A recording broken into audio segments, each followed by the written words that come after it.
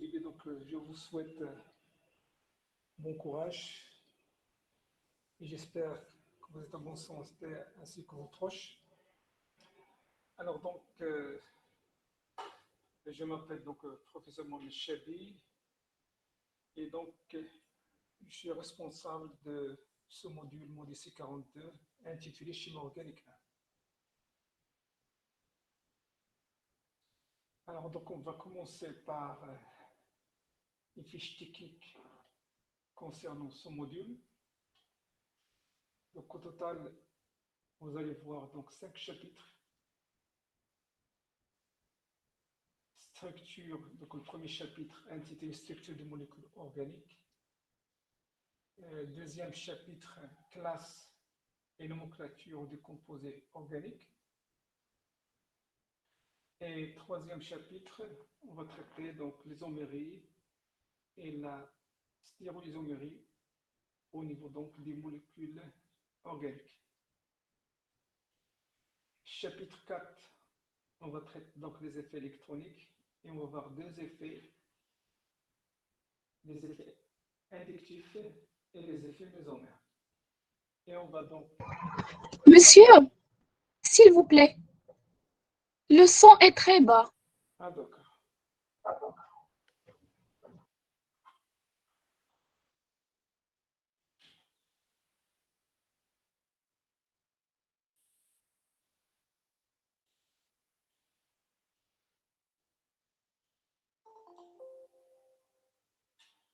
Maintenant c'est bon?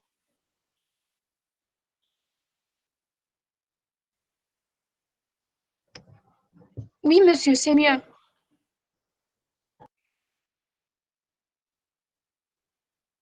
Donc je reviens à mon cours.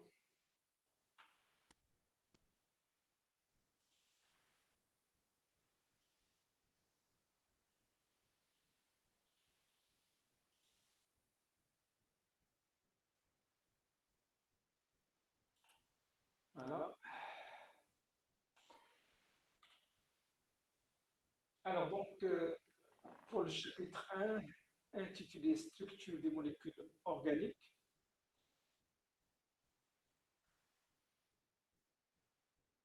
on va commencer, si vous voulez, par une petite définition. Alors, les molécules organiques sont des composés.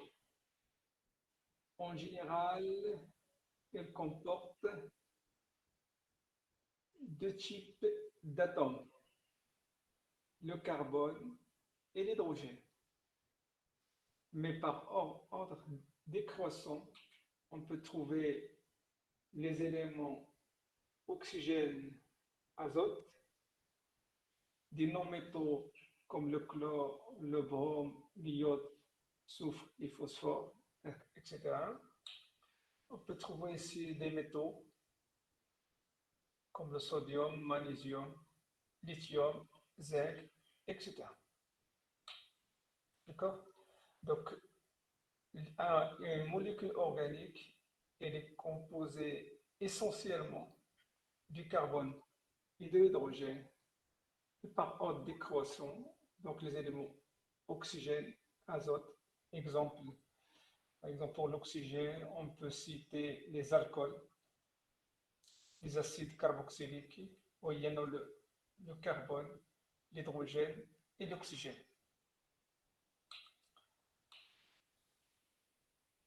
Alors, dans ce chapitre-là, on va étudier deux choses.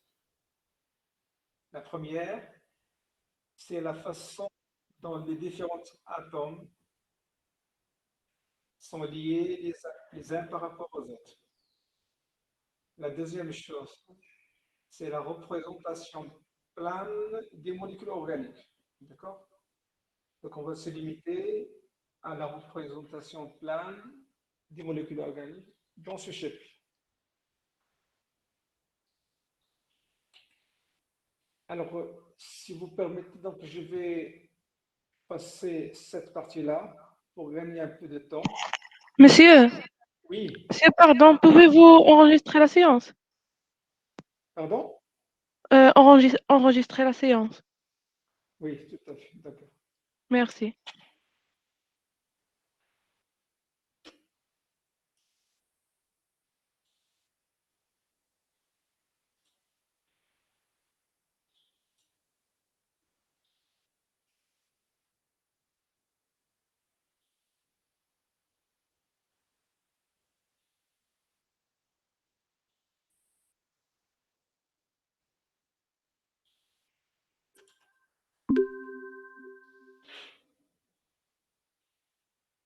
Alors, donc, je vais passer cette partie pour gagner un peu de temps et aller donc directement.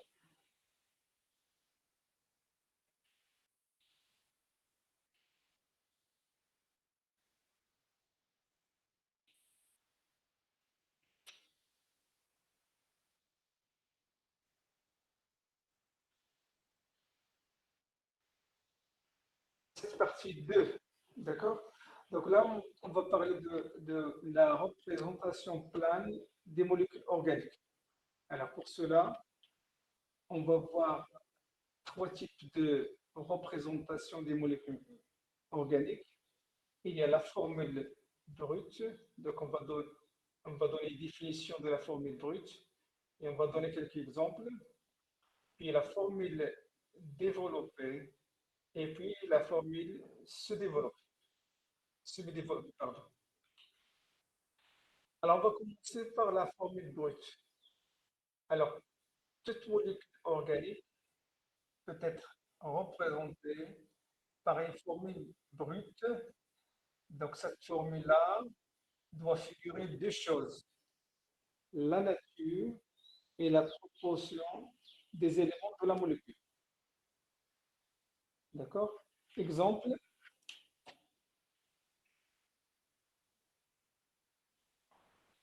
par exemple là, j'ai donné l'exemple des formules brutes.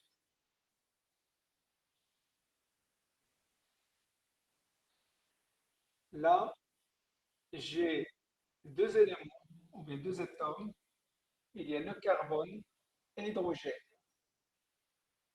Donc, voilà la nature des éléments de carbone, hydrogène et les proportions dans cette formule but.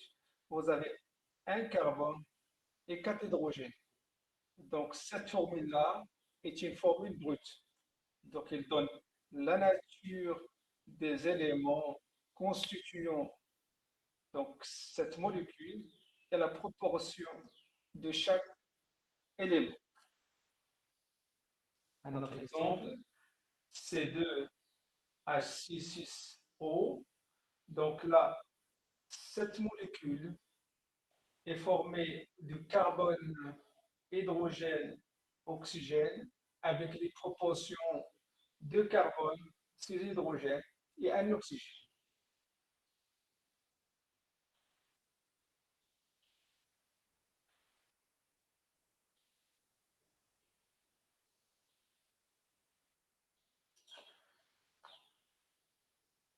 Alors maintenant, on va passer à la formule développée.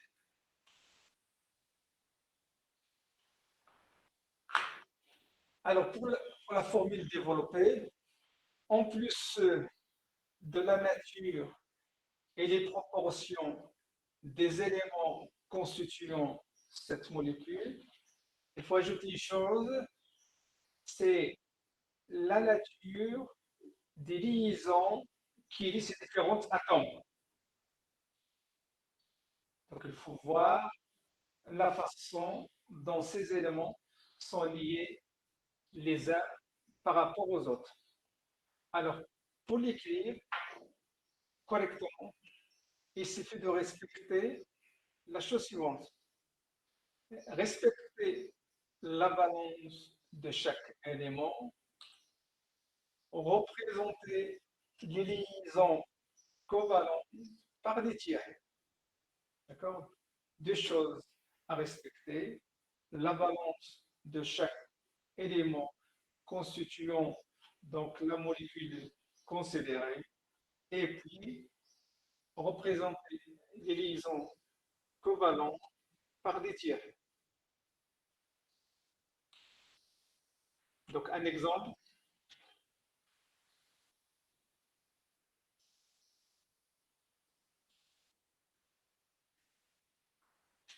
donc formule développée, d'accord? Alors, par exemple, je veux représenter CH4. Donc, voilà le carbone. Le carbone, il est entouré par quatre liaisons CH, CH, CH, CH. Donc, la formule développée précise la nature des éléments que forme cette molécule, la proportion de chaque élément. En plus de ça, elle vous montre les différentes liaisons qui lient ces différents atomes. Dans cette formule-là, j'ai bien respecté la valence, c'est-à-dire que l'hydrogène elle a la valence égale à 1, c'est-à-dire il ne peut former qu'une seule liaison. Par contre, le carbone, elle a la valence 4, donc elle peut former 4 liaisons. D'accord? C'est bon? Alors revenons donc à notre cours. Donc ça, c'est la formule développée. Alors maintenant, on va passer à la formule semi-développée. Alors la formule semi-développée est une déduction de la formule développée, mais on va essayer donc de simplifier l'écriture de la molécule écrite sous forme développée. On représente que les liaisons principales. Par exemple, prenons le propane. Donc je reviens à mon caméra. Donc prenons le propane. Alors le propane, c'est, regardez, il est formé par trois carbones et l'atome de carbone, elle a la valence 4. D'accord?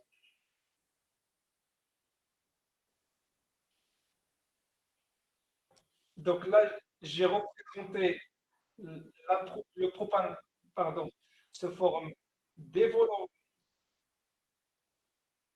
d'accord? Formule développée.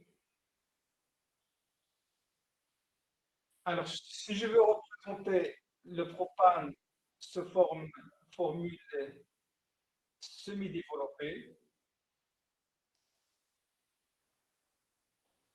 je vais représenter que les liaisons essentielles, ou bien les liaisons principales. Pour moi, les liaisons essentielles, c'est les liaisons carbone-carbone.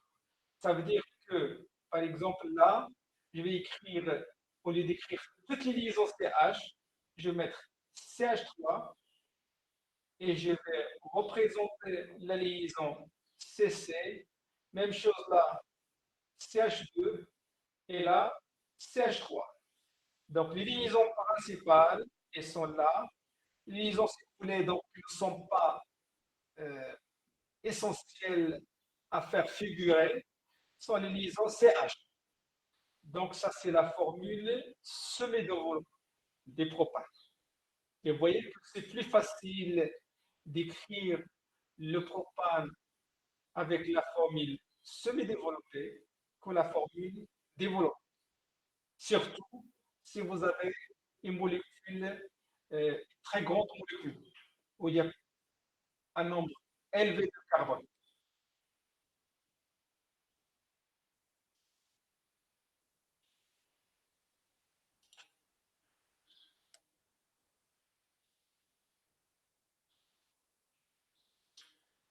Alors maintenant, on va passer à l'isomérie plane.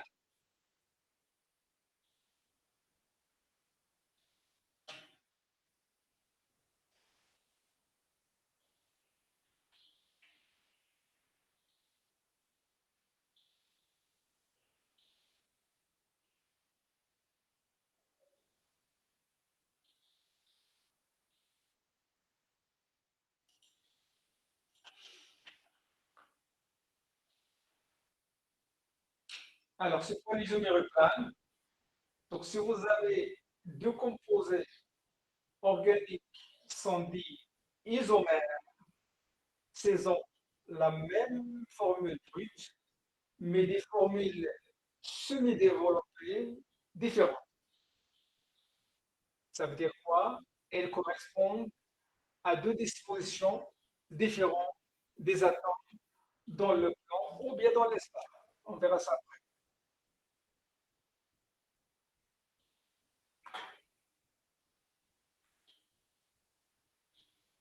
En général, les isomères ont des propriétés physiques, chimiques différentes. D'accord? Ça veut dire que c'est même, ils ont la même formule, mais des formules semi-développées différentes. En général, leurs propriétés physico-chimiques sont différentes. Alors, prenons par exemple cette formule brute-là. Donc là, vous avez une formule brute avec 3 carbones, 8 hydrogènes et un oxygène. À partir de cette formule brute-là, on peut représenter 3 isomères. Par exemple, donc là, en respectant toujours la valence de chaque élément, sachant que le carbone est tétravalent, l'hydrogène monovalent et l'oxygène bivalent. Donc là, j'ai noté CH3, CH2, CH2 et OH. Et donc, j'ai bien représenté donc, la molécule. Donc, vous pouvez vérifier que vous avez 3 carbones, 8 hydrogènes et un oxygène. Donc, on peut dire que ta structure semi-développée provient de cette formule brute.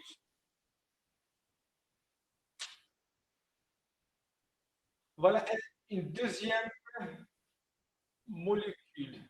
D'accord? Toujours en respectant la valence de chaque élément, carbone, hydrogène, oxygène. Et vous pouvez vérifier toujours que vous avez C3, H8O. Donc 3 carbones, 8 hydrogènes et un oxygène. Un troisième formule semi-développée, il est là, le CH3, CH, OA, CH3. Alors vous voyez que la même formule brute a permis de donner 3 isomères ou bien 3 formules semi-développées. Donc on peut dire que ces structures-là sont des isomères. Pourquoi?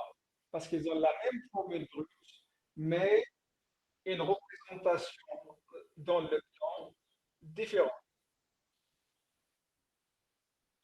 Sachant que, par exemple, la première molécule, elle appartient, on verra ça, à la famille des alcools, la deuxième à la famille des éthers et la troisième molécule à la famille des alcools.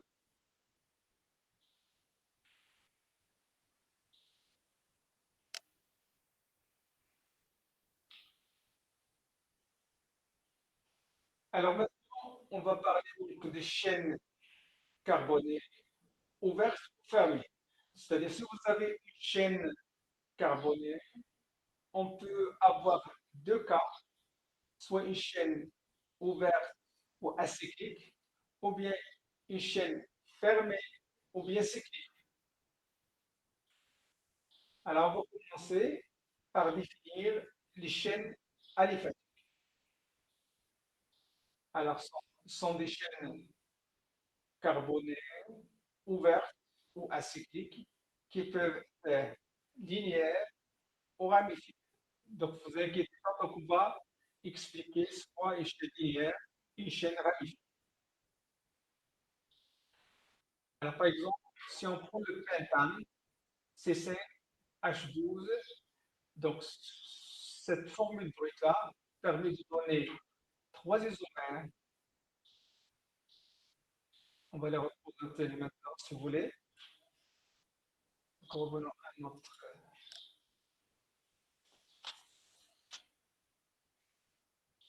Donc, prenons la formule brute C5H12.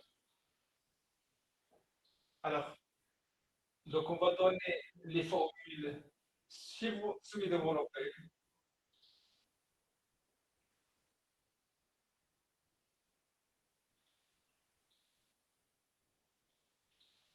C'est-à-dire les sommaires.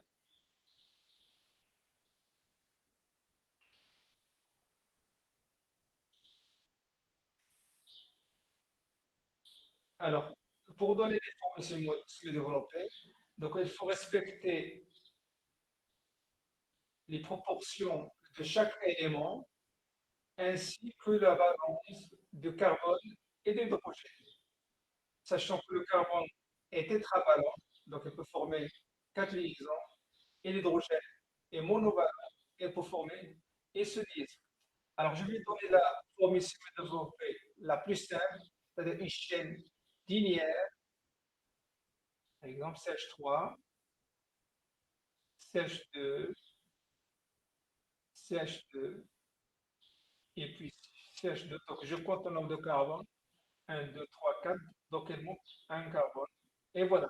Donc, je vérifie que j'ai C5H12, donc 5 carbones et 12 hydrogènes. Donc là, on va dire qu'on a une chaîne linéaire.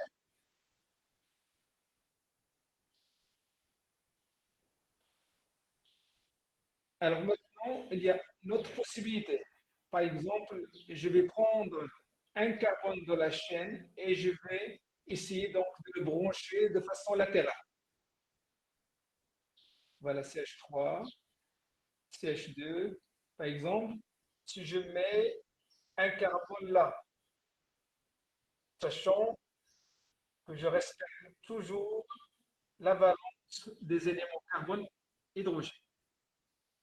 Donc là, on est à 4, donc il faut un autre carbone. Et vous voyez donc que tous les carbones-là, ils ont formé 4 liaisons et les hydrogènes, ils sont monovalents. Là, vous voyez une chaîne linéaire principale qui contient 4 carbones et vous avez donc un carbone branché à chaque chaîne de 4 carbones. Donc là, vous avez une chaîne ramifiée.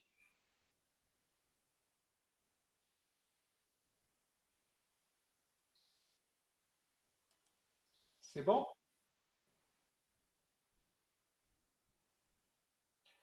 Alors, Monsieur Chenra? ramifiée. Une chaîne D'accord, merci. ramifiée. Alors, je peux donner aussi cette structure-là. Donc là, j'ai mis une chaîne principale de 3 avec 2 carbones branchés à chaque chaîne principale. Donc, je complète par l'hydrogène en respectant toujours la balance du carbone et l'hydrogène. Donc là, il manque 3 hydrogènes. Là, 3 hydrogènes, 3 hydrogènes et 3 hydrogènes. Donc, vous voyez, pour les 4 structures-là, nous avons toujours, on a respecté la formule C5H12. Là aussi, vous avez une chaîne ramifiée avec 2 carbones branchés à la chaîne principale constituée par 3 carbones. Là, vous avez une chaîne principale de 4 carbones avec un seul carbone branché à la chaîne principale. Donc, vous avez au total une chaîne linéaire et deux chaînes ramifiées. Est-ce que c'est clair?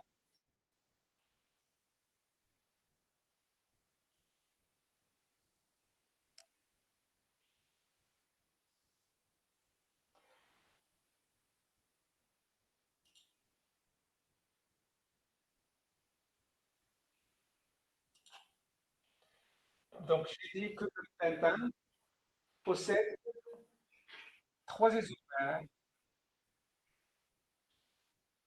une chaîne linéaire et deux chaînes ramifiées.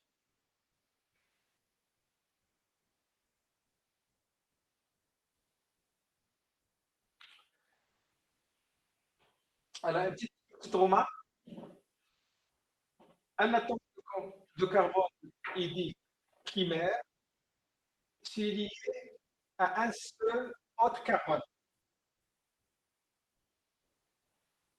Un carbone secondaire s'il est lié à deux autres carbones.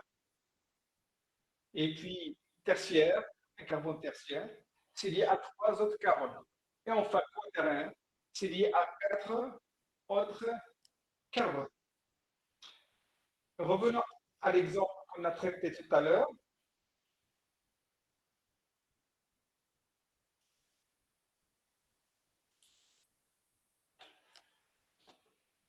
Donc tout à l'heure, on a donné donc trois formules semi-développées, ou bien trois isomères de C5H12.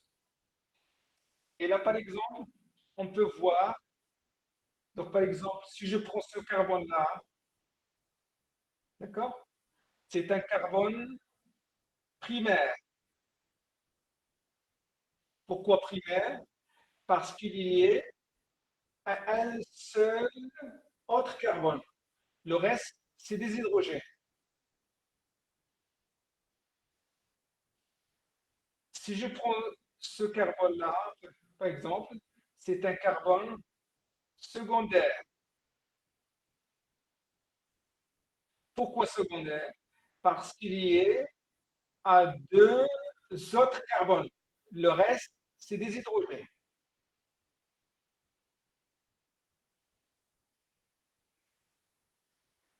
Si je prends par exemple ce carbone-là, dans la chaîne ramifiée, c'est un carbone tertiaire. Pourquoi tertiaire? Parce qu'il est lié à trois autres carbones. Et le quatrième, c'est un hydrogène. Donc c'est un carbone tertiaire. Et enfin, si je regarde de près notre chaîne ramifiée, et je vois ce carbone-là, c'est un carbone quaternaire. Pourquoi quaternaire? Parce qu'il est lié à quatre autres carbones.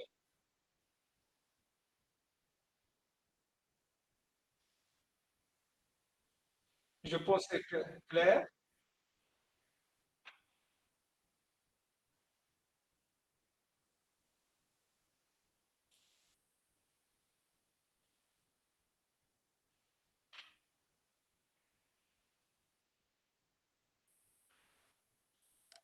Alors jusque-là, on a donc vu les chaînes acycliques ou bien ouvertes.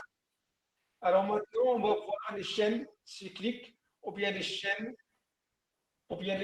carbonées refermées. Alors ce sont des chaînes carbonées refermées sur elles-mêmes. Donc il faut naturellement, on ne peut pas former donc un cycle avec deux carbones. Donc pour moi, il faut trois carbones pour former un cycle. Alors dans les chaînes carbonées cycliques, on peut avoir des chaînes homocycliques. Homocycliques, ça veut dire qu'ils sont formés seulement par l'atome de carbone. Donc, les éléments qui forment le cycle sont seulement du carbone. Et naturellement, il y a les chaînes hétérocycliques.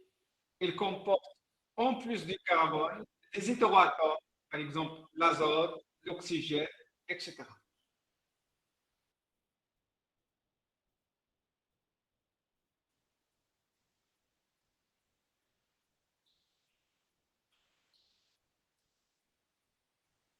Alors maintenant, on va passer à une chose très intéressante. Si on va essayer de spécifier dans une structure organique le groupe fonctionnel et le radical.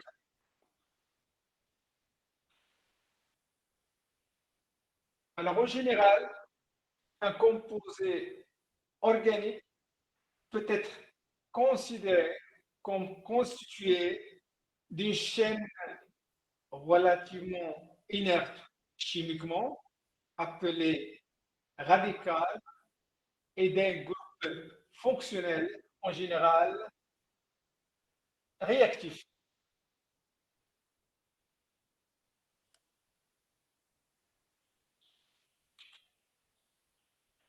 Alors donc, ce groupe fonctionnel du composé organique, ça peut être un atome ou bien un groupe d'atomes et qui présente des propriétés chimiques similaires chaque fois qu'on change la chaîne carbonée ou bien la partie inerte qu'on appelle radicale. Et par conséquent, donc ce groupe fonctionnel qui définissent les propriétés physiques et chimiques de toute la famille des composés organiques renfermant le même groupe fonctionnel.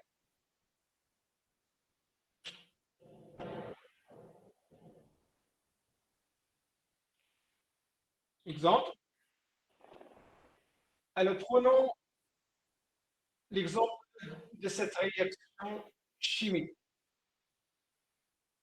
Donc, cette molécule-là, elle est formée par une chaîne de trois carbones et un hétéroatome qui est l'oxygène OH. Donc, cette molécule qu'on appelle alcool va réagir avec ce réactif HBr et elle va donner, donc, une réaction classique, ça va donner, donc, ce produit-là, CH3, CH2, CH2, Br et plus l'eau.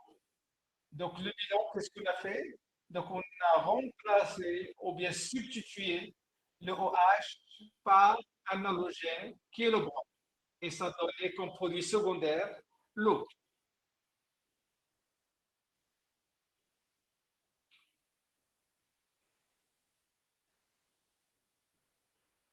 Alors, qu'est-ce qu'on a remarqué? Que toutes les molécules organiques de formule radicale OH, donc le radical dans ce cas-là, c'est CH3, CH2OH.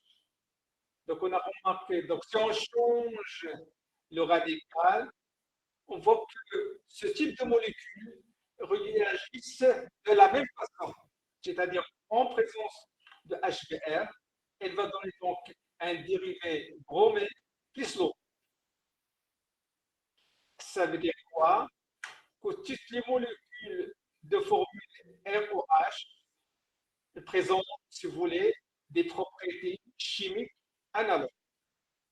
Ça veut dire qu'on peut généraliser donc, cette réaction classique et dire que toute molécule de structure ROH, donc là, je n'ai pas spécifié le R là, plus HBr, donne RBr, plus H2O.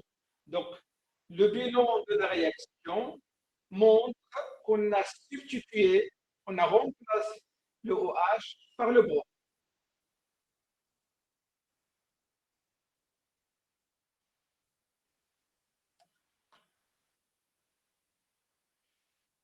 Donc, vous voyez que cette répartition des molécules organiques de radicales et groupes fonctionnels est bien basée, puisque la partie radicale reste inerte chimiquement, seule la partie fonctionnelle qui réagisse au cours de réaction.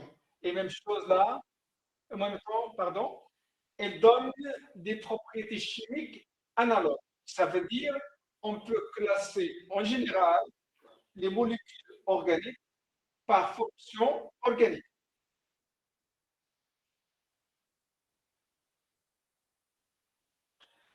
Alors, donnons un autre exemple.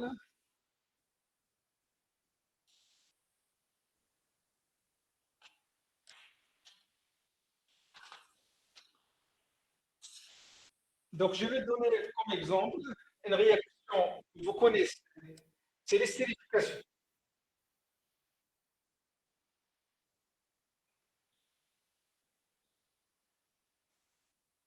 Donc, l'estérification est une réaction organique classique qui se passe entre, par exemple, je prends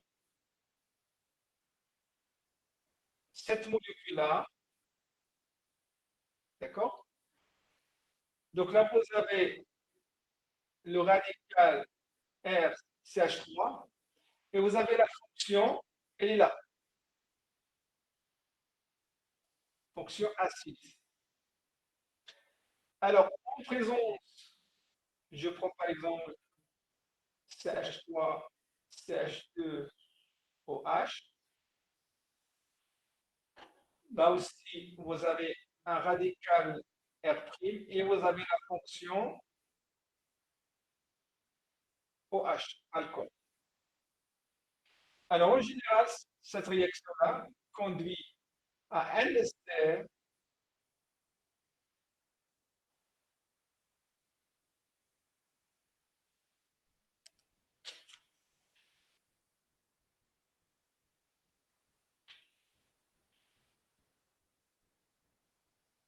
Donc, vous voyez, d'après le bilan de la réaction, cette partie-là a resté inerte chimiquement, on le retrouve là.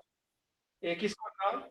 On a remplacé, si vous voulez, ce OH par OCH3. D'accord? Il est là.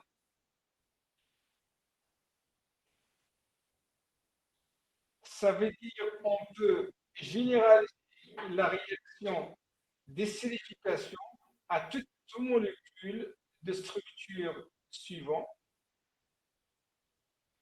Donc là, j'ai R, là, j'ai spécifié CCH3 en présence d'un alcool, voilà un autre radical, ça donne RCO, OR plus l'eau.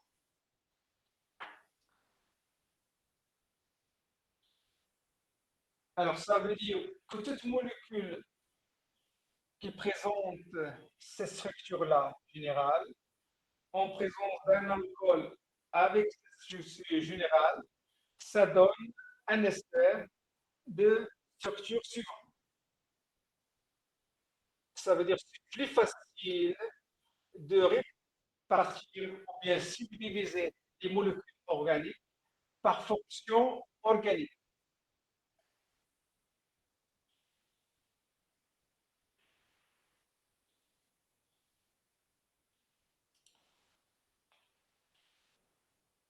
Alors voilà, donc, maintenant, on va passer au chapitre limite 2.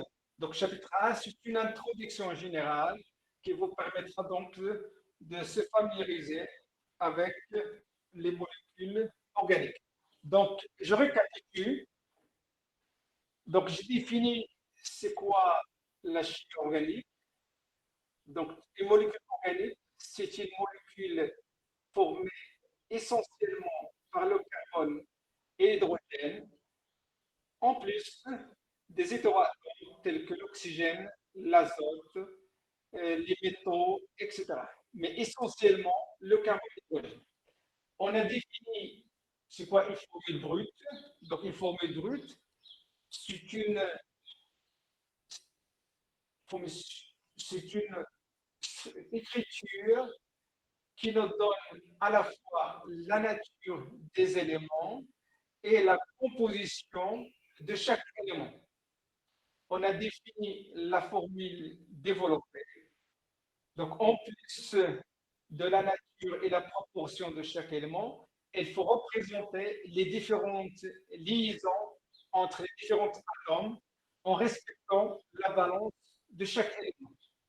La formule développée, c'est une euh, écriture qui facilite un petit peu l'écriture de la molécule organique. On représente que les liaisons essentielles, en général CC. Et enfin, donc, on a dit qu'on va répartir les molécules organiques en se basant sur la partie réactive qui sont les fonctions.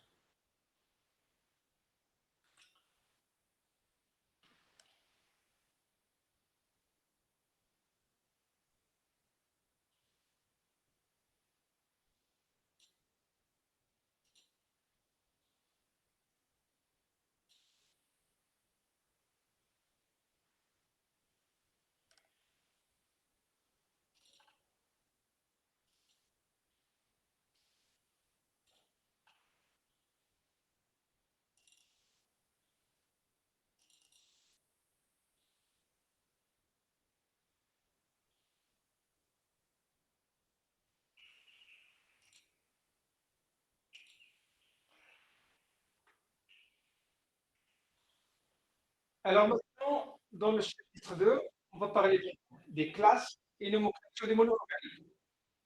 Sachant donc que, d'après donc le chapitre 1, donc on va se baser sur sur la partie, si vous voulez, fonctionnelle des molécules organiques. Alors pour cela, on va essayer donc de répartir les molécules sous forme de fonctions et on va essayer donc de nommer ces composés organiques de façon systématique et universelle en se basant sur les règles données par l'organisme international UIPAC, qui est donc spécialiste à donner donc les, les règles spécifiques pour réussir la nomenclature des molécules organiques. Alors, on va commencer par la famille la plus simple, ou bien les familles les plus simples, c'est les hydrocarbures. Donc, quand vous entendez hydrocarbures, donc sont des molécules organiques formées seulement de l'hydrogène et du carbone.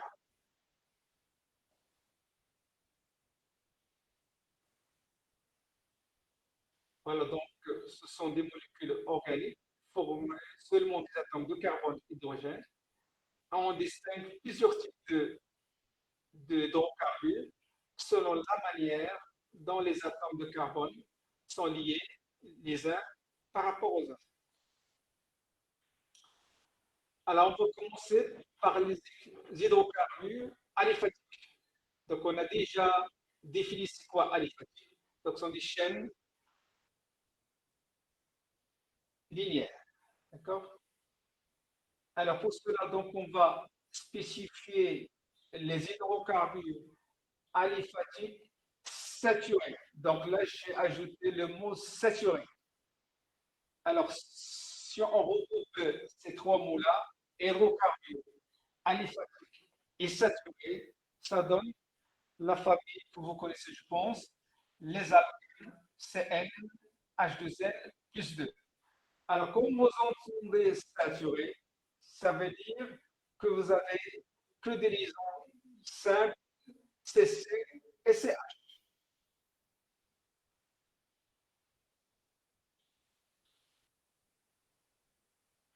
Alors, donc, les alkynes sont des hydrocarbures formés uniquement des liaisons simples carbone-carbone. et carbone, hydrogène. Alors, on distingue les alcanes à chaîne linéaire ou bien droite.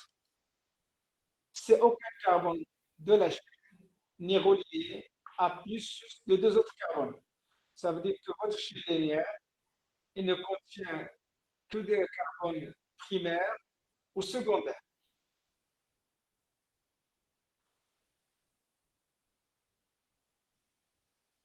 Dans le convent, vous avez des alcanes ramifiés. Et là, vous allez voir que vous avez des carbones tertiaires pardon, et quaternaires. Alors, vous commencez par les alcanes à chaîne linéaire. Alors, pour la nomenclature, les quatre premiers alcanes, c'est-à-dire reprenons un carbone, deux carbones, trois et quatre carbones, n'ont pas de nom sémantique, mais un nom courant. Donc, on ne va pas appliquer les règles du PAC, mais on va essayer donc de respecter les noms courants, triviaux, donnés à ces produits-là.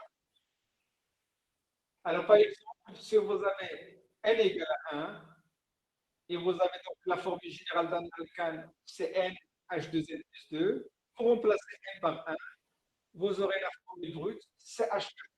Donc, ce produit-là, il s'appelle le méthane. Donc, c'est un nom courant. Alors, si je vous montre le nombre de carbone, N égale à 2, vous aurez CH3, CH3, ou bien CH6. Alors, ce produit-là, c'est un éthane, on l'appelle éthane, un nom courant, éthane. N égale à 3, donc CH3, CH2, CH3. Donc, vous voyez toujours, on respecte la balance de carbone et d'hydrogène. Carbone tétravalent et l'hydrogène monovalent. Donc, ça, ce produit-là, son nom, c'est le propane. Son nom courant, propane.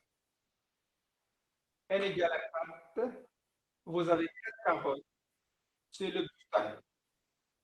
Donc là, il n'y a pas de règle, il faut les apprendre, ce sont des noms courants. Alors, au-delà de n égale à 4, on va appliquer les règles données par l'organisme international IPAC.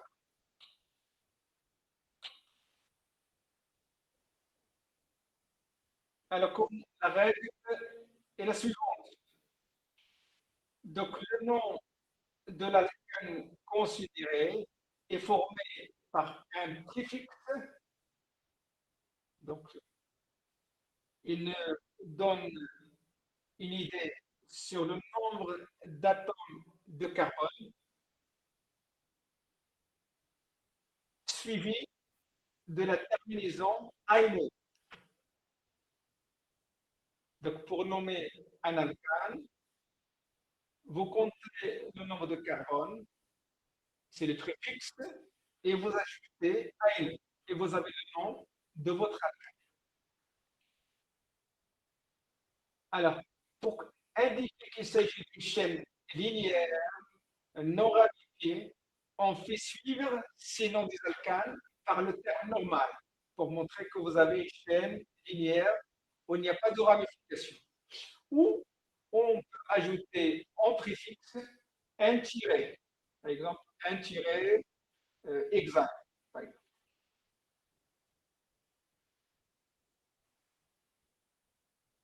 Donc voilà les règles à respecter pour donner le nom exact d'un alcane suivant les règles données par l'organisme international IUPAC. Alors voilà donc, si vous avez n égale à 5, donc n égale à 5, donc c'est pent, pent c'est 5, hein, pent 5, et vous ajoutez la terminaison -ine pour montrer que vous êtes dans la famille des alcanes. Donc alcane, il y a -ine là, donc on le met comme terminaison. Pent c'est le nombre, de carbone. Et N, c'est la famille des alcanes. N égale 6, par exemple. Donc, vous avez 6 carbones, c'est X, 6, et toujours la terminaison AINE. N égale à 7, hept, 7 carbones, et AINE. N égale à, par exemple, oct, 8 carbones, terminaison AINE. N égale à 9, non, c'est 9 carbones, AINE, c'est la terminaison des alcanes. 10, dec, c'est 10 carbones, et AINE, la terminaison des alcanes. Etc. Donc, indicane, end, c'est 11, indec 11, et un E, c'est la terminaison des alcanes. D'accord? Donc, il faut essayer donc, d'apprendre jusqu'au 11. Hein? Pour le reste, vous n'êtes pas obligé.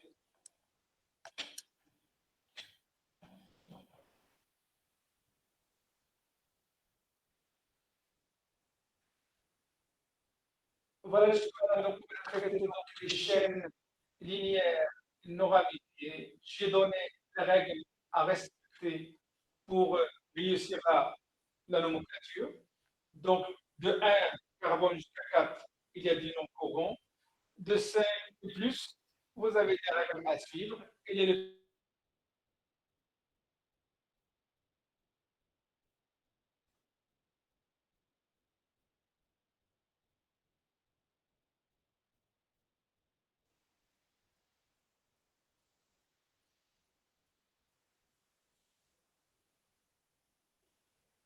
Est-ce que vous m'entendez?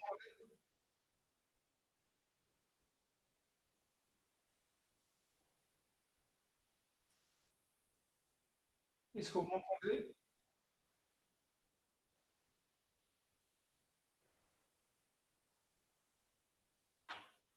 Monsieur. D'accord.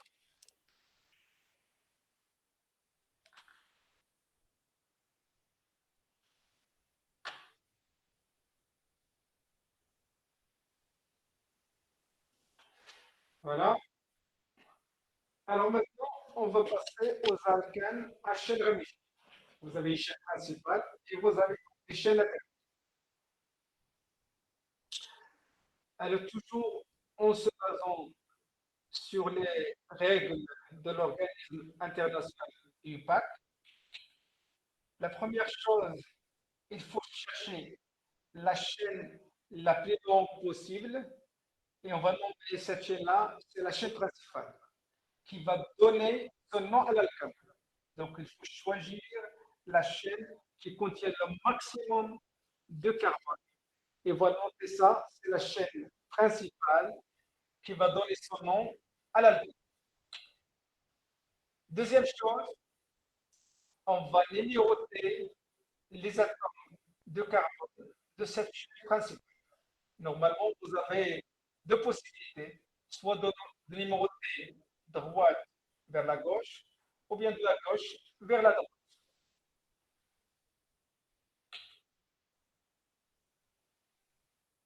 Troisième chose, on écrit les noms des radicaux branchés ou bien fixés sur la chaîne principale. Et on les classe par ordre alphabétique. Si vous avez un seul radical, un problème n'est pas posé.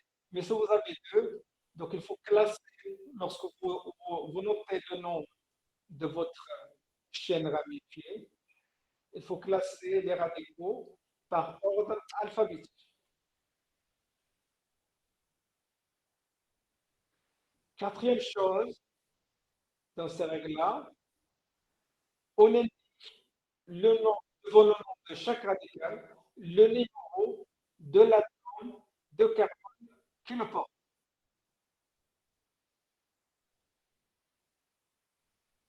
Voilà. Cinquième chose, on choisit le sens de numérotation des atomes de carbone de la chaîne principale de façon que la somme des numéros soit aussi faible que possible, puisque vous avez la possibilité de numéroter la chaîne principale de droite vers la gauche ou bien de la gauche vers la droite. Vous faites les deux possibilités et vous essayez de voir la somme des chaînes radicales le plus faible possible.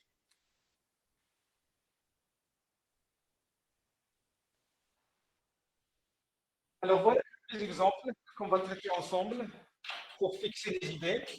Alors je vais revenir à mon caméra.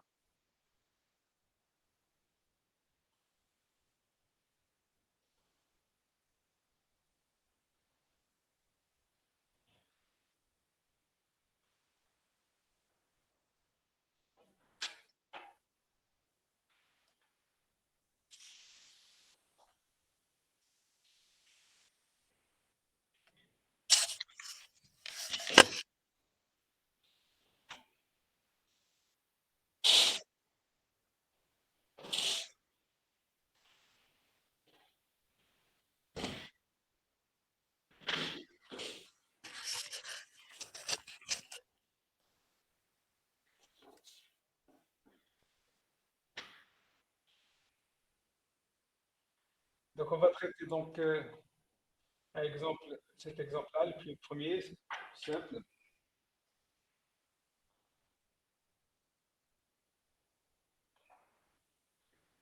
Alors par exemple, je prends la molécule suivante.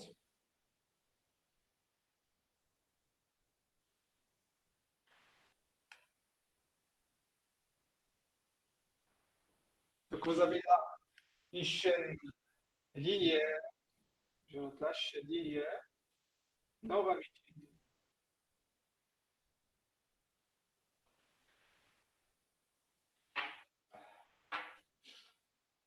Alors, je compte le nombre de carbone, vous en avez 4, et il n'y a que des liaisons simples, donc c'est un hydrocarbure linéaire saturé. Donc elle appartient à la famille des alcanes.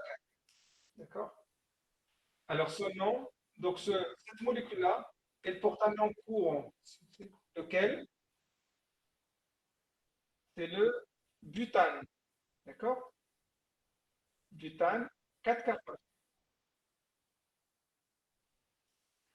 Alors on va passer à 5 carbones pour appliquer les règles EPAC. CH3.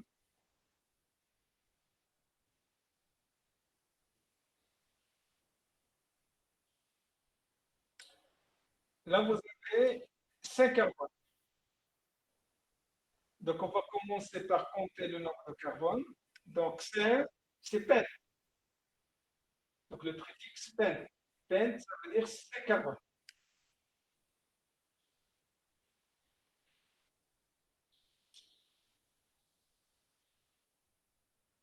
Et puisque vous voyez que cette chaîne linéaire, c'est un hydrocarbure saturé, et sa formule c'est 5H12, donc c'est un alcane. D'accord? Donc, on va ajouter la terminaison ANE. Donc, c'est pentane. Donc, pen, 5 carbone. ANE, c'est la terminaison de la famille des alcanes.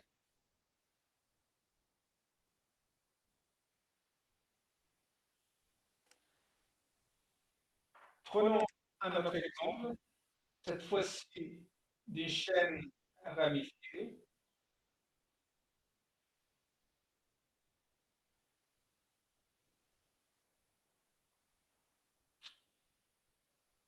D'accord? Donc là, nous avons combien de carbone? Là, dans la chaîne là, 5, 6.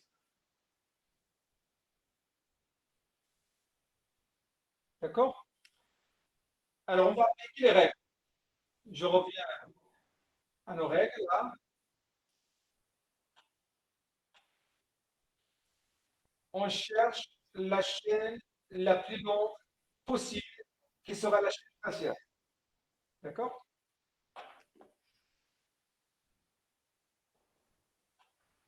Alors, où est la chaîne principale? C'est la chaîne qui contient le maximum de carbone. Je pense, c'est clair là. c'est cette chaîne-là.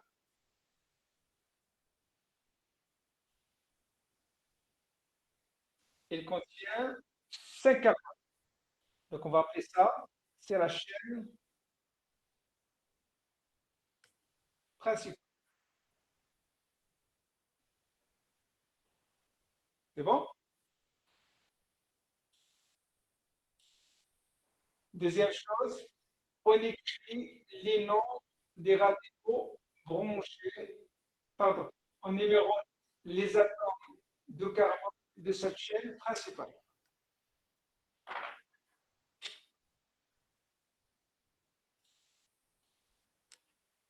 Alors là, vous avez deux possibilités. On peut numéroter la chaîne droite, gauche, ou bien gauche, droite. Alors on va faire les deux. 1, 2, 3, 4, 5. Deuxième possibilité. 1, 2, 3, 4, 5. On va laisser comme ça. On continue. Troisième chose, on écrit les noms des radicaux branchés sur chaîne devant le nom de la chaîne principale et on les classe par ordre alphabétique. Alors donc, si je reviens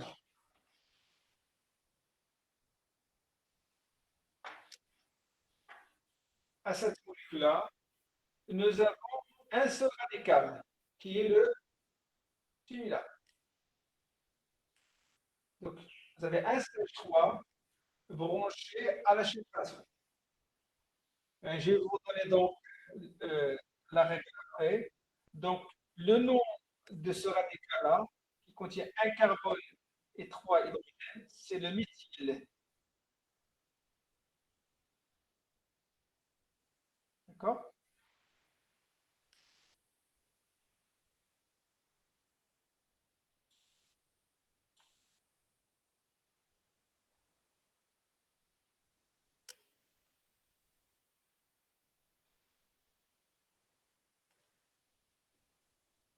Alors là, on indique devant le nom de chaque radical, nous avons un seul radical dans ce cas-là, les numéros de l'atome de carbone qui le porte.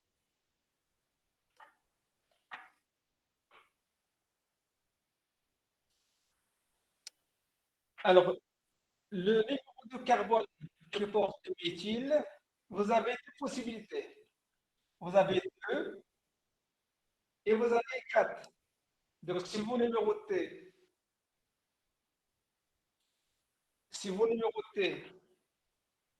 de gauche-droite, le méthyle est porté par le carbone numéro 2 de la chaîne.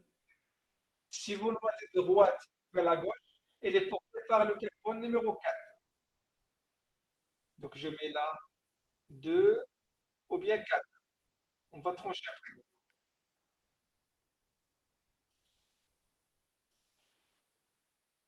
On choisit le sens de numérotation des atomes de carbone de la chaîne principale de façon que la somme des numéros soit aussi faible que possible.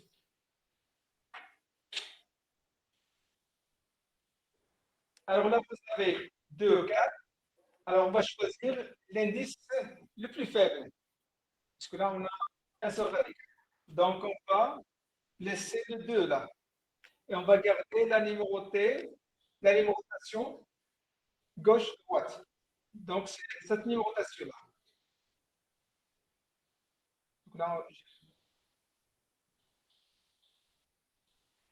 Alors, vous avez le demi-tir. Et donc, je reviens à la règle. J'en avais dit une chose là. On cherche la chaîne principale la plus longue possible qu'on a. Donc, c'est carbone.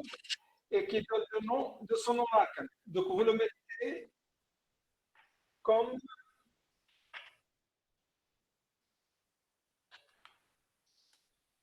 nom de votre arcane. Alors, vous avez combien de carbone là? 5. Donc, c'est pent, c'est carbone, pentane. Donc, le nom de notre molécule là, c'est le 2-méthylpentane.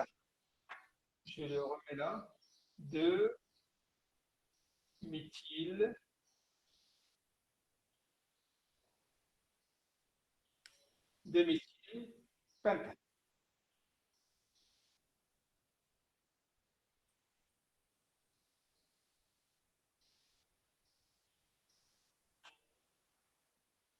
Voilà donc les règles à suivre pour réussir donc la nomenclature des molécules ramifiées. Alors, on va traiter un autre exemple où il y a plusieurs radicaux branchés.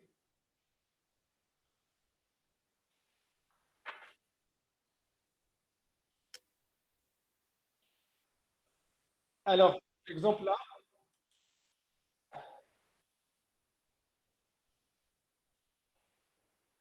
donc là, cet exemple que vous avez dans le diapo, alors s'il vous plaît, donc pour faciliter l'écriture, donc sous-entendu là, vous avez CH3 et là, ce qu'on met là, c'est CH2, CH2, CH2, CH2.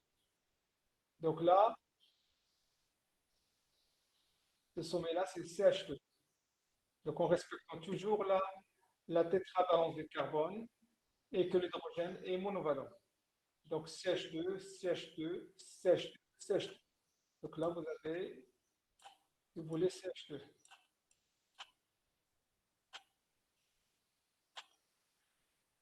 Alors, puisque là, vous avez une chaîne linéaire non ramifiée, donc il suffit de compter le nombre de carbone et vous avez une combinaison simple, donc c'est une structure saturée. Alors, si carbone, c'est X, donc c'est carbone, d'accord? Et ANE, c'est la terminaison des alcanes. Je passe à un exemple à côté, c'est comme l'exemple qu'on a traité tout à l'heure. Donc, vous avez une chaîne de combien de carbone là? 5. Donc, c'est le. Donc là, le problème n'est pas posé. Si vous ne mettez de bas au haut ou de haut en bas, toujours le méthyle est en position 3. Donc, un, 2 et puis 3 là. Donc, 4 et 5. Donc, le radical est là, c'est le méthyle. Il est en position 3, 3-méthyle, pent, puisque vous avez 5 carbones, et les préfixes, et la terminaison aînée. Alors, regardons de près cet exemple-là. Là, la première chose à faire, il faut chercher la chaîne principale. Donc là, ça se voit, donc la chaîne principale, elle est là. D'accord? Donc, il contient 4 carbones. Donc, si vous numérotez de bas en haut, un, 2, 3. Donc, vous avez ces deux radicaux-là en position 3. Mais si vous numérotez de haut en bas, vous aurez les méthyle en position 2. Donc, un, 2 là, 3 et puis 4. Ça veut dire que les deux métiers en position 2, vous faites la somme là, ça donne la somme 4. Mais si vous numérotez de l'autre côté,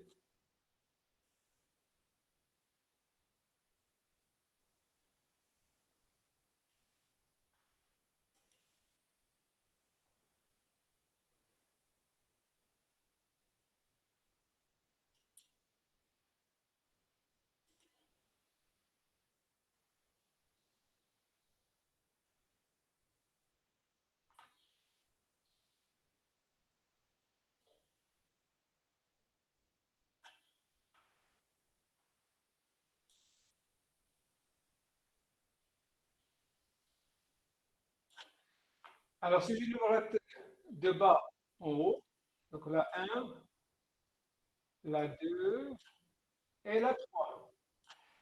Donc si vous numérotez de bas en haut, vous aurez les deux métiers en position 3. Ça veut dire que vous aurez là 3 et la 2, 3. Donc ça marche pas.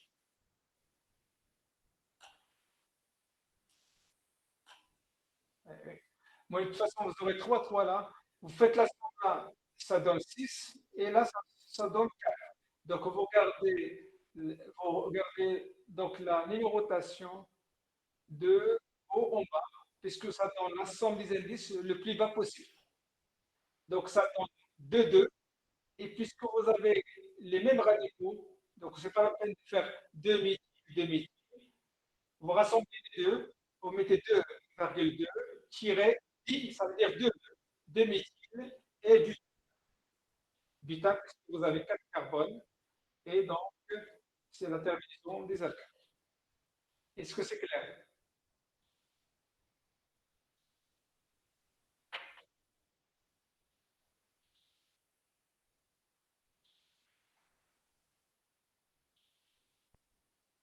Oui, tout à fait. Donc, on va essayer donc de petites remarques concernant la nomenclature des radicaux, puisque je reviens donc là. Donc, le méthyle là, par exemple là, qui est branché à la schéma, c'est un radical. Hein? Il provient de CH4. Donc, il y a un hydrogène qui manque. Donc, c'est un radical. Donc, il ne faut pas mettre méthane, il faut mettre méthyle. Alors là, dans la remarque, on va vous donner donc la règle à suivre pour nommer ces radicaux. Donc, en retirant un atome d'hydrogène à un atome de carbone terminal d'un alcane linéaire, on obtient un groupe qu'on appelle alkyle. Pas alcane, mais alcane. Alkyle, pardon. Le nom de celui-ci s'obtient en remplaçant la terminaison ANE par la terminaison YLE. Exemple, par exemple, le méthyle, là, au départ, vous avez CH4, le méthane, on a enlevé un hydrogène, on l'a remplacé par un là, et ça donne le CH3. Donc, mettre un carbone et la terminaison YLE, c'est la terminaison des alkyles.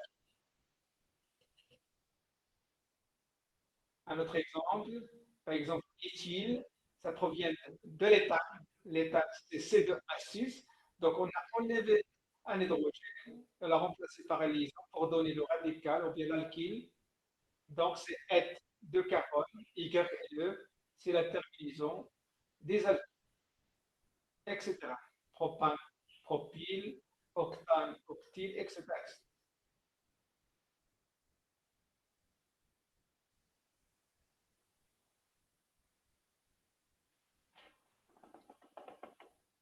Alors, on va traiter un autre exemple un peu plus difficile, hein, d'accord?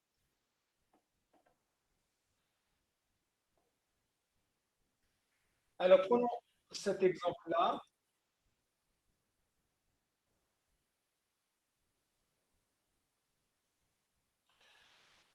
Alors là, vous avez plusieurs chaînes et plusieurs donc, itinéraires. Donc là, il faut choisir la chaîne principale. C'est la chaîne qui contient le maximum de carbone. Donc il y a plusieurs possibilités. Par exemple, si je prends cette possibilité-là, là vous avez un, 2, 3, 4, 5, 6, 6 carbones. C'est une possibilité. Il y a aussi une autre possibilité. On peut choisir celle-là. On va compter. Donc 1, 2, 3, 4, 5, 6, 7. Et là, 1, 2, 3, 4, 5, 6. Donc vous voyez donc, alors on va le faire.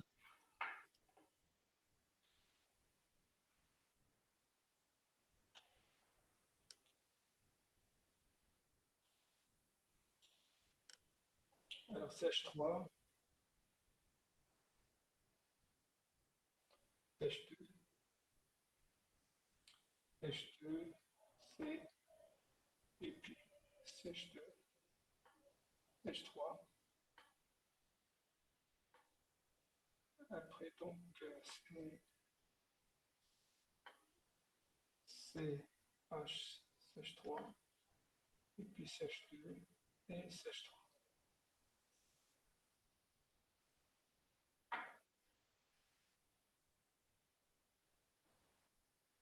Voilà votre molécule.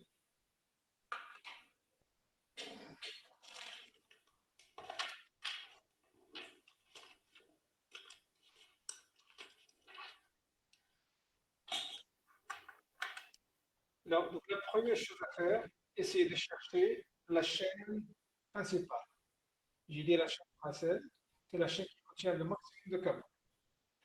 Alors, on va commencer. Par exemple, si je prends cette itinéraire-là, donc 1, 2, 3, 4, 5, 6, 7.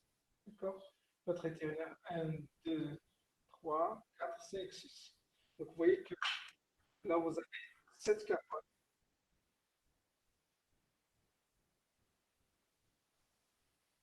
Par contre, là, vous avez 6 carbones. 2, 3, 4, 5, 6. 1, 2, 3, 4, 5, 6. Vous voyez donc, là, vous avez 7 carbones. Donc, ce sera la chaîne principale.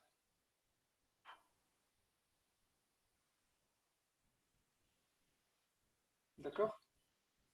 Voilà, on va trouver la chaîne principale. Donc, cette chaîne-là qui va donner le nom à cette molécule-là. Donc, on va appeler cette molécule-là, puisqu'elle contient 7 carbones. Donc, ça sera, donc, on appelle X. Après, je reviens. Peut-être que vous avez oublié. Là, je reviens là. Regardez.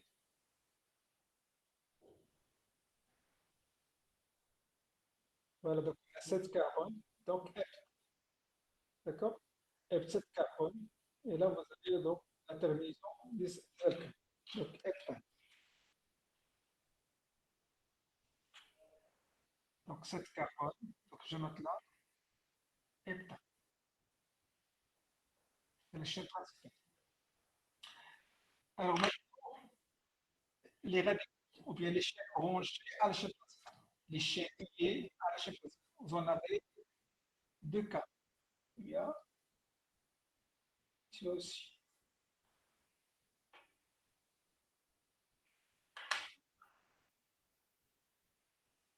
Alors, on va trouver ces radicaux, ou bien ces chaînes bronzées. Donc là, vous avez un carbone, et là, vous avez deux carbones. Donc, ce radical-là, c'est méthyle.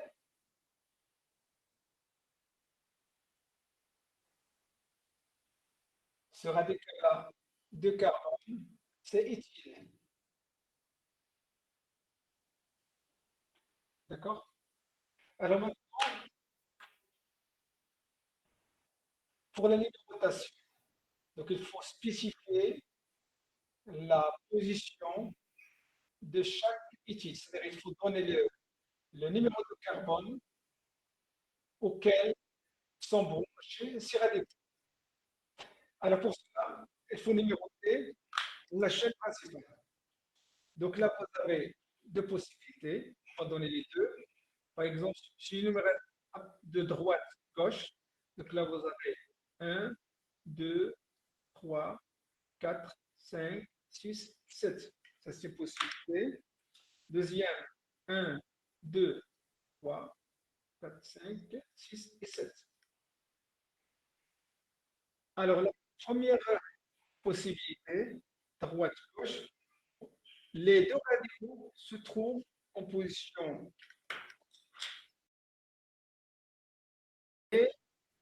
4. Je les mets là à côté. Pour la deuxième possibilité, numérotation gauche-droite, les deux radicaux sont en position 5 et 4. D'accord? Donc, éthyle en position 4, méthyle en position 5. Alors, on fait la somme. Pour la première, ça donne 7. Pour la deuxième, ça donne 9. Alors, je remarque que cette numérotation en bleu donne la somme ici le plus bas possible. Ça donne 7. D'accord?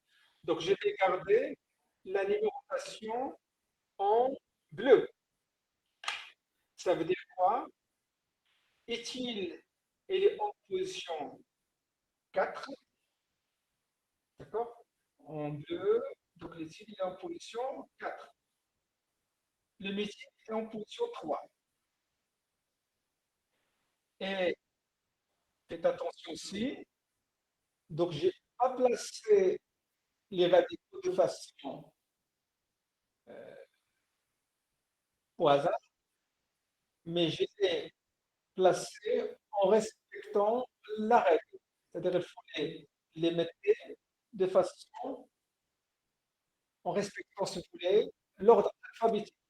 Donc, vous voyez que l'éthyle, ça commence par E, et le méthyle, ça commence par F. Et par ordre alphabétique, E est placé avant méthyle dans l'ordre alphabétique. Donc, le nom, c'est 4-éthyle, 3-méthyle, heptane.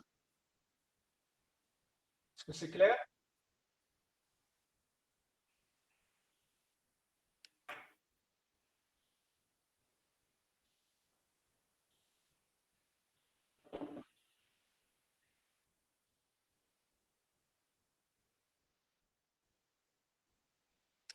Voilà, donc c'est 4-éthyle, 3-méthyle, heptane. C'est bon?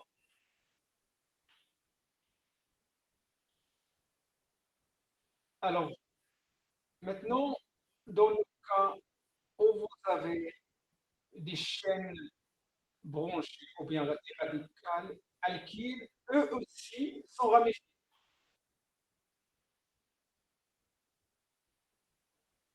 Donc, au lieu d'avoir un radical simple, vous avez un radical, eux aussi ramifié. Alors, comment on va faire? Donc, il faut des règles.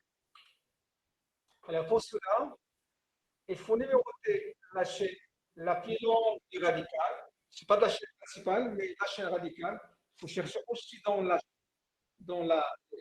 votre chaîne radicale, la chaîne la plus longue. On parle cette fois-ci du carbone qui est directement lié à la chaîne principale. Donc faites attention là.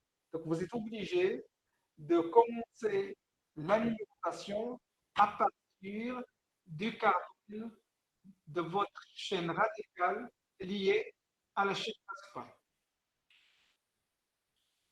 Et pour cela, on va utiliser les parenthèses pour différencier l'alimentation d'une chaîne radicale de celle de la chaîne principale.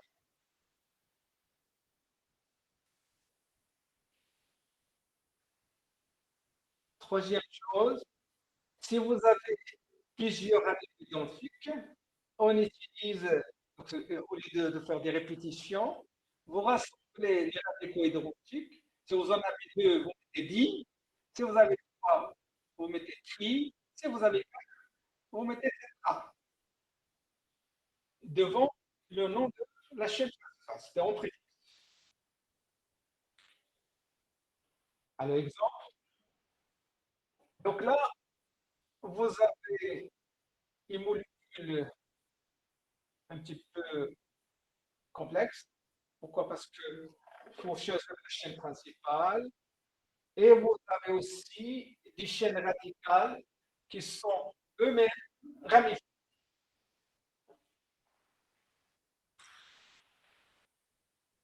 Alors, la première chose à faire, il faut chercher la chaîne principale.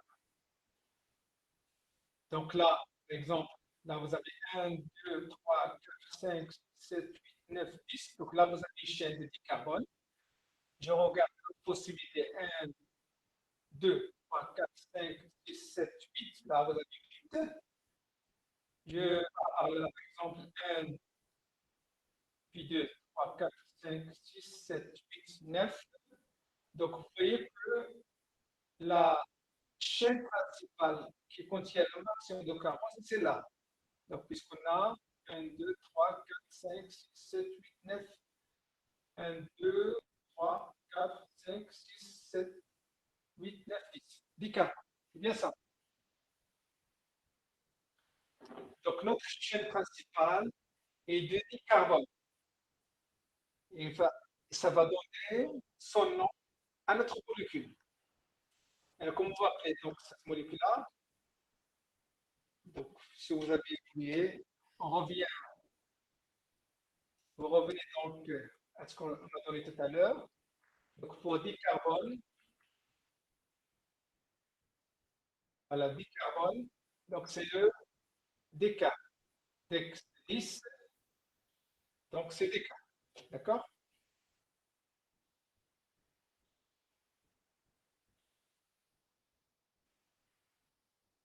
Alors, des cas. D'accord. Voilà, donc, euh, on a spécifié la chaîne principale, elle est là,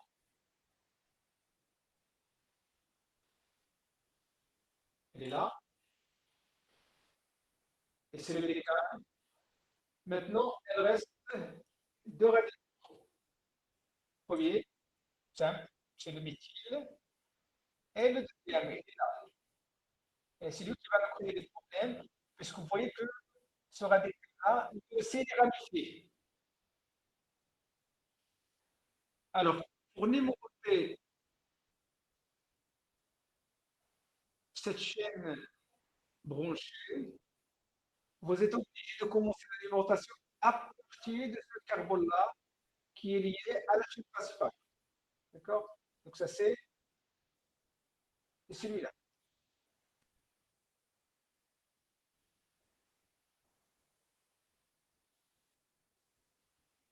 Et ça va donner donc 2 méthyl, 5, 1, 2, diméthyl, propyl, déca.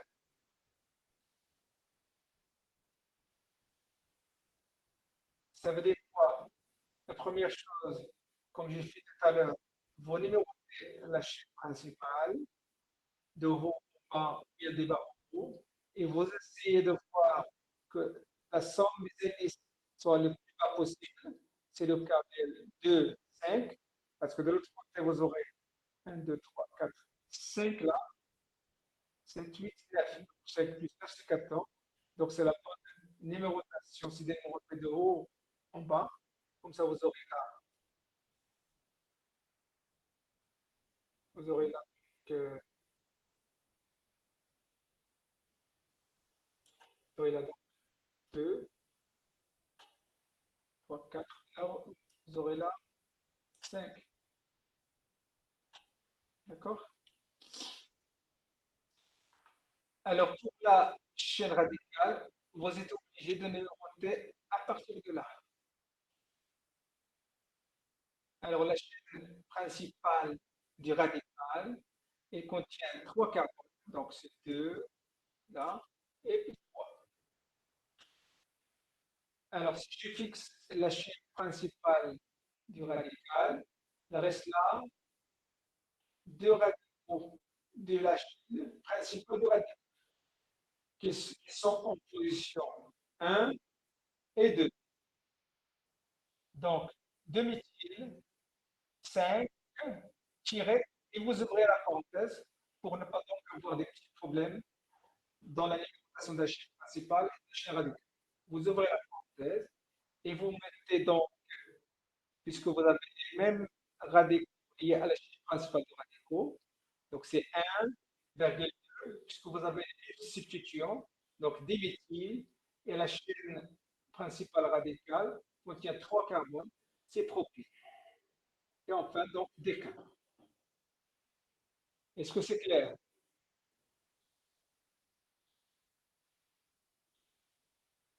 Monsieur, Oui, oui. monsieur, en cas des radicales ramifiées, en prenant, pour l'ordre alphabétique, en prenant en compte le radical principal, c'est-à-dire la première lettre de radical principal, ou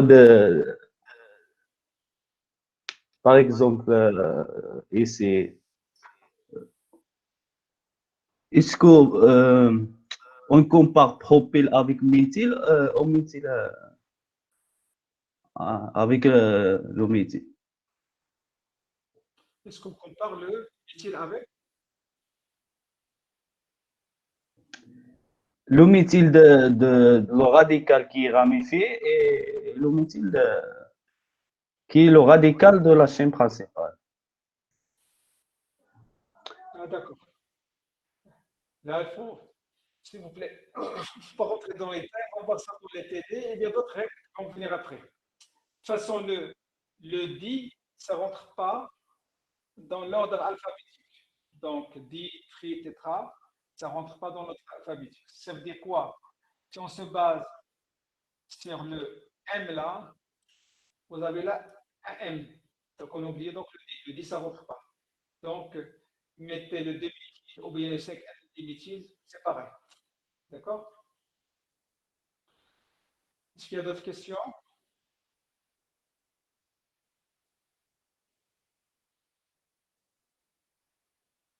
C'est clair?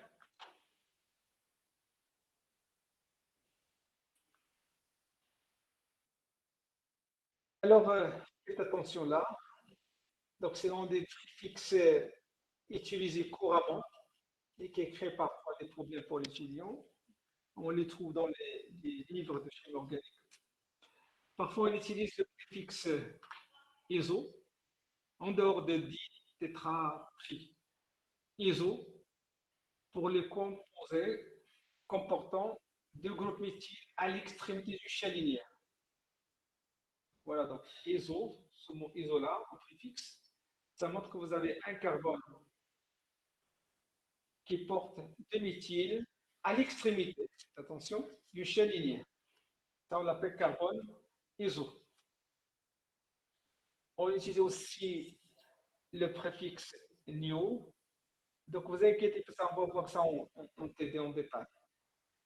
Indique la présence de trois groupes méthyl à l'extrémité du chaîne. Ça veut dire un carbone à l'extrémité de la chaîne lié à trois méthyl. Ça l'appelle le carbone nio. Et ces préfixes-là, donc là j'ai défini iso et nio, j'ai pas fini sec et tertio, sont souvent utilisés pour nommer des radicaux substitués. Je répète, donc on va voir ça en détail dans les travaux des riches. Et ces préfixes-là, numériques, n'interviennent pas dans l'ordre alphabétique. Par contre, donc là j'ai des préfixes numériques, c'est-à-dire di, tri, tétra. Ces préfixes numériques-là n'interviennent pas dans l'ordre alphabétique, comme de ce cas-là qu'on a traité tout à l'heure. Comme j'ai dit maintenant, donc le di là, ça ne rentre pas dans l'ordre alphabétique. Par contre, iso, nio, sec, tertio, ça rentre dans l'ordre alphabétique. Voilà donc un schéma qui explique un petit peu c'est quoi iso, sec, tertio, nio. Alors par exemple, si je compose par iso, là vous avez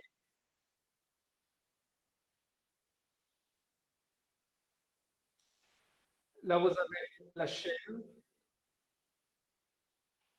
Et au bout de la chaîne, vous avez un carbone qui porte des méthyl. Donc, c'est le carbone iso. D'accord? Et puisque vous avez trois carbones, c'est l'isotropie. Donc, c'est un radical. Par exemple, là, même chose, vous avez à l'extrémité de la chaîne un carbone qui est le CH et porte des méthyl. Donc, c'est l'iso. Et vous comptez le nombre de carbone. Parce que vous en avez 4. Donc, c'est isobutyle. Là, faites attention pour le carbone secondaire, 5 butyl. Regardez, ce carbone-là, il n'est pas à l'extrémité de la chaîne. Elle est liée à la chaîne principale et liée à deux carbones. Ce carbone-là et ce carbone-là. Donc, ce carbone-là, on va l'appeler sec butyle. Là, vous avez un carbone lié à la chaîne principale et il est lié à trois carbones. C'est le tertio-butyle. Là aussi, comme ce qu'on a fait, vous avez un carbone à l'extérieur de la chaîne pour déméthyle, c'est iso. Vous comptez le nombre de carbone, vous avez 5, donc c'est isopentine. Là aussi, vous avez un carbone lié à 3 méthyl à l'extrémité et le niométhyle. Par contre, faites attention là, Ce carbone-là, il est lié à la chaîne principale et lié à l'autre carbone. On ne va pas appliquer NiO, mais on va appliquer tertio, carbone tertio. D'accord? Tertio peltio. Donc, vous inquiétez pas, on va faire ça en TDR.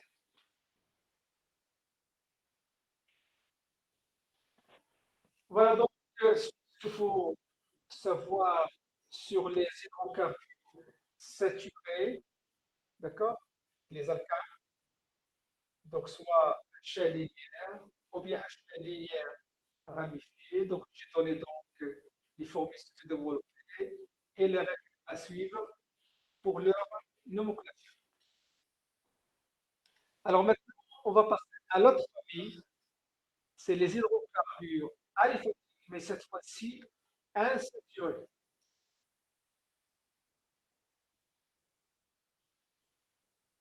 Donc insaturés, on va expliquer donc ce soit insaturés, sont des hydrocarbures aléphatiques renfermant au moins une double liaison. Pour ça qu'on dit insaturés. Et ce sont les alcènes. Donc leur formule générale, les alcènes, c'est Cn, H2N. Donc vous voyez, il y a plus de deux hydrogènes qui ont sauté, qui font laisser la place à une double liaison. Alors, la première molécule dans la famille des alcènes, c'est C2H4. D'accord?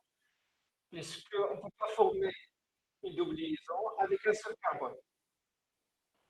Donc, il faut deux carbones au moins pour former une double liaison. Et cette molécule-là, de C2H4, donc on remplace le carbone par 2, donc C2H4, porte le nom trivial, courant, qui est l'éthylène.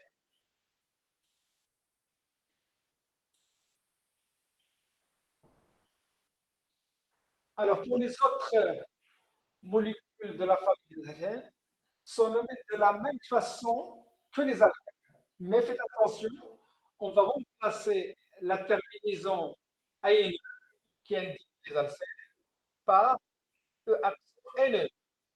Donc on va remplacer ANE par accent NE pour montrer que vous avez une molécule qui appartient à la famille des alcènes. Alors pour la nomenclature, on va nommer ces alcènes-là.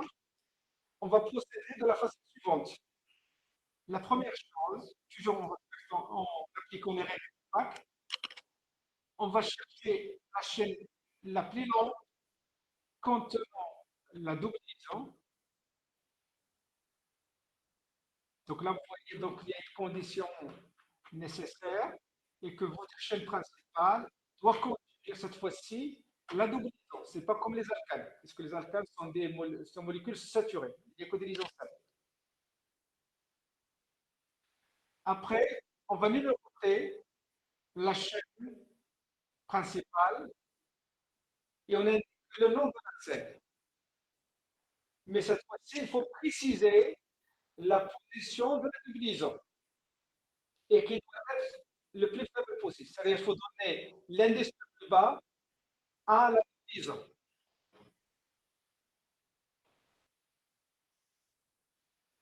Voilà. Troisième chose,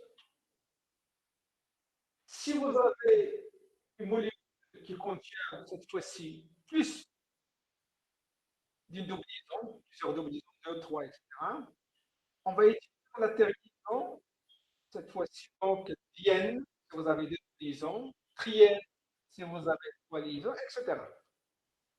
Mais pour aussi que la somme des indices de ces dévolutions doit être la plus faible possible. Donc, c'est une condition nécessaire.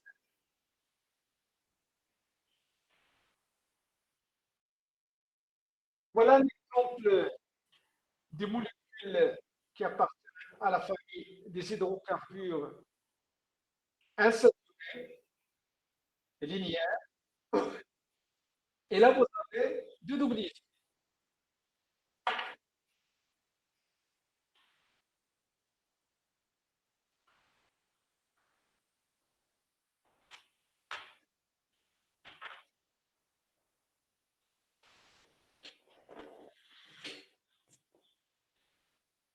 Alors, je donne un exemple. Prenons CH3, CH, doublions CH, CH3. Un exemple simple pour fixer un petit peu les idées. Alors, le problème n'est pas posé. Je numérote de droite, gauche au gauche de droite, c'est pareil. Puisque la doublison, il est au milieu. Alors que, donc notre chaîne, il contient 4 carbones et il contient une doublison en position 2. Alors, 4 carbones, c'est but c'est 4 carbones, et il faut donner donc la position de la doublison. Elle est en position 2. Donc, 2 IN. Donc, ça, c'est SN. Et 2, c'est la position de la doublison. Donc, but de N. Un autre exemple.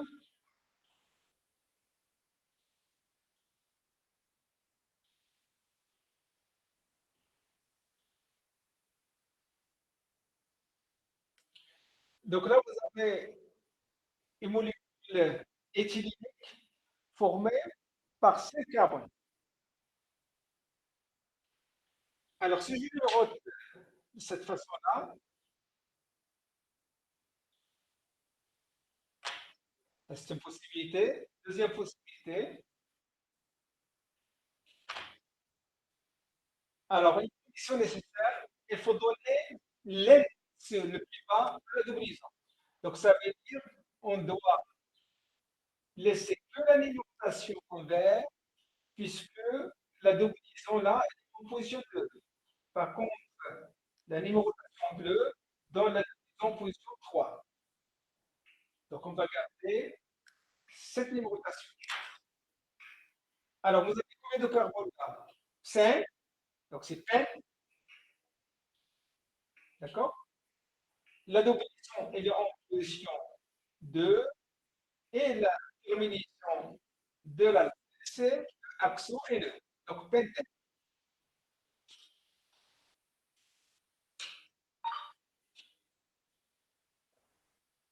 Alors, maintenant, si vous avez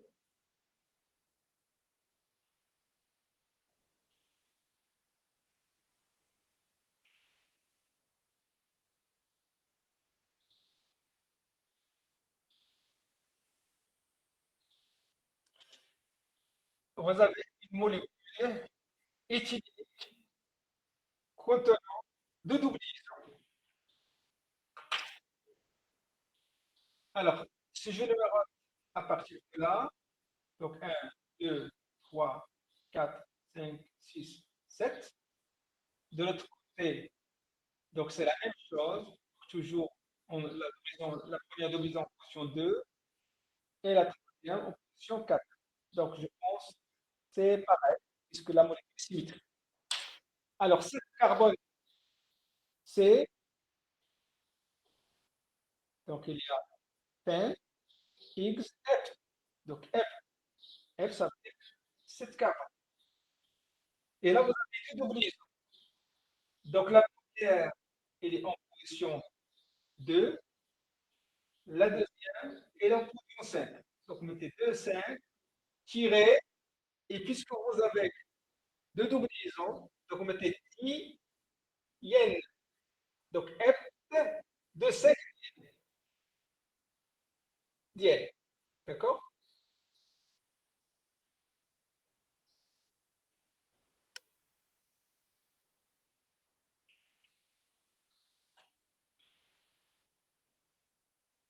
Alors, revenons à notre diapo. Donc, l'exemple que vous avez là, vous avez deux doublions et vous avez un radical là.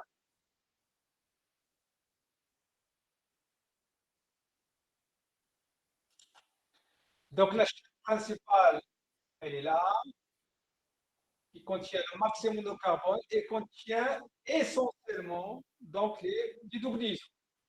Donc là, vous avez un radical. Alors, faites attention, hein. Donc, il faut donner les indices du plus bas au doublison. Donc, vous êtes obligé de numéroter du bas en haut. Donc là, c'est 1, là, c'est 2, 3, 4, 5, 6 et puis 7. Alors, les doublissons sont en position 1 et 4. Donc, le nom, vous avez la chaîne principale de 7 carbones. Donc, il faut commencer, il faut commencer par les radicaux. Là, vous avez un seul radical. Donc, en position 6, c'est 6 méthyl, n'est-ce pas? Et puis, la chaîne principale, 7 carbones. Donc, c'est F. Les doubles en position 1, 4, diène. Donc, 6 méthyl. Voilà. Hept, si vous faites là, c'est pas grave, vous mettez hepta ou c'est pareil, ne vous inquiétez pas. Donc, hepta ou hept, c'est pareil. Hepta, alors 1, la première en position de 1, la deuxième en 4. Donc, 1, 4, diène. C'est bon? Alors, comme on a fait tout à l'heure pour les alcanes, on peut avoir des radicaux éthyliques, c'est-à-dire un radical contenant une liaison branché à une chaîne principale. Alors, les radicaux des alcanes, comme on va les nommer, c'est simple. Il suffit de mettre le suffixe inyle, tout à l'heure alkyle. Maintenant, pour différencier entre les radicaux des alcanes et les radicaux des acètes, on ajoute EHN, inyle. Et la numérotation, tout ce qu'on a fait tout à l'heure, par des carbones liés directement à la chaîne principale. D'accord? Par exemple, si vous avez 10 propène, par exemple, propène lié à la chaîne principale, c'est propényle, butane, butane, bétinyle. D'accord? Le accent N, Y. C'est bon?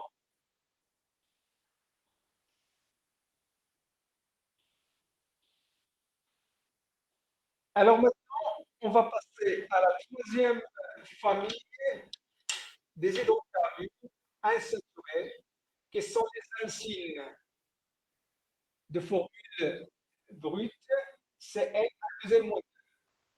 Alors, un alcyne, c'est un hydrocarbure contenant une ou plusieurs tripliaisons carbone-carbone. Et vous voyez, donc, si je compare la formule d'un alcyne par rapport à un alcane, alors une tripliaison, pour former une tripliaison, donc il faut faire éliminer, fouler 4 hydrogènes. Et donc c'est pour cela que vous avez donc Cn à deuxième moitié.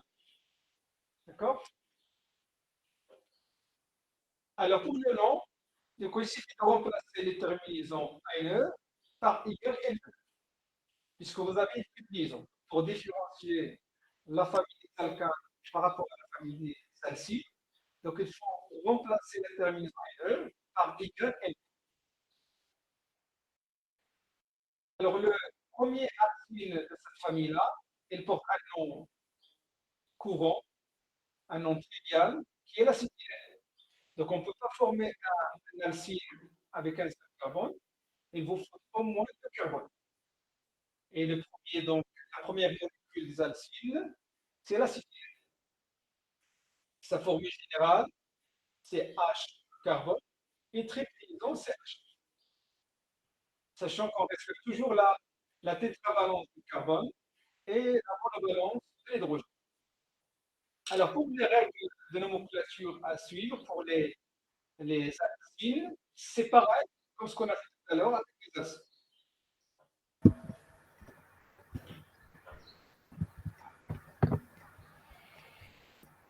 Speriamo che te una ruta cala pure. S'il vous plaît, fermez votre micro. Tony, eu juro pra mim, sou super chateado. Tony, não começa a aula 11, 10 horas. Tá vendo 12 horas, professor, que tá cala. S'il vous plaît, fermez votre micro.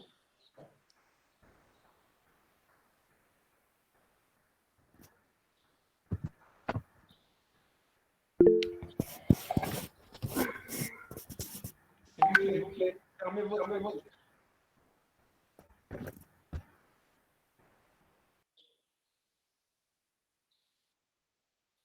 Alors, je dis que les règles de nomenclature sont les mêmes que les Alsaciens. D'accord? Alors, donc, je vais terminer par cette règle-là. Alors, lorsque vous avez des molécules renfermant des doubles liaisons et des triples liaisons, donc la règle à suivre, c'est la suivante. Donc, comme c'est fixe, vous mettez donc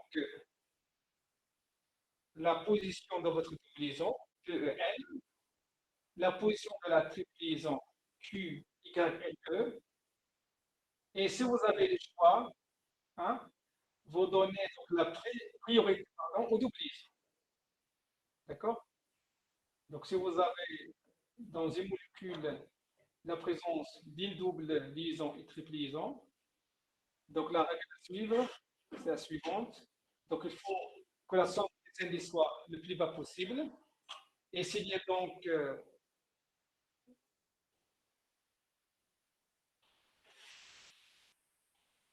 et si ce n'est pas possible là, donc à ce moment-là, vous donnez la priorité à la double.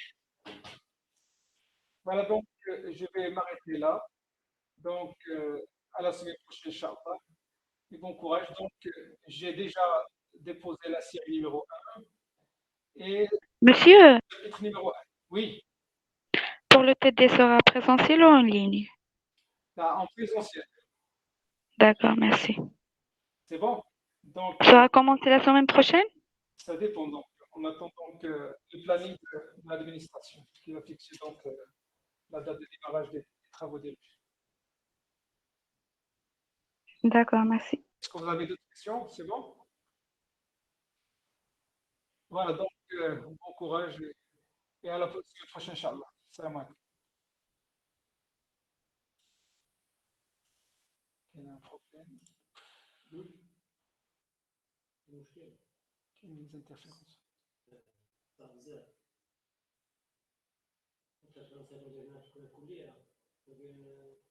لا. التي شدة المزاج